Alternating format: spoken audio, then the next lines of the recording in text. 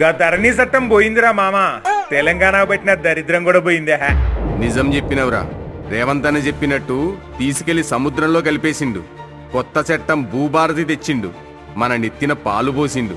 గా సీక్రెట్ గా రాత్రికి రాత్రి రిజిస్ట్రేషన్లు చేసిర్రంట్రా గా దొంగ నా కొడుకులు. అట్లనా? ఏం చేసిర్రా? గా మన తెలంగాణ భూముల లెక్కలన్నీ గా విదేశీ కంపెనీల చేతుల్లో పెట్టిర్రంట. గాలి కొడుకులకి దొంగదారులన్నీ చెప్పిర్రు. గాలి జాగా కనబడితే చాలు మొత్తం లేపేసిర్రు కొడుకులు. మరి రేవంత్ అన్న ఏం చేసిండ్రా? గా ఇప్పుడు భూముల రికార్డులన్నీ ప్రభుత్వ రంగ సంస్థ అయినా ఎన్ఐసికి అప్పచెప్పిండ్రా రేవంత్ అన్న. ఇప్పుడు భూములు స్థలాలున్న ప్రతి ఒక్కరూ ప్రశాంతంగా నిద్రపోవచ్చు. ఇంకా మంచి మాట చెప్పినవురా. ఏదన్నా కాంగ్రెస్ పార్టీ అంటే పేదల పార్టీ అన్నట్టు.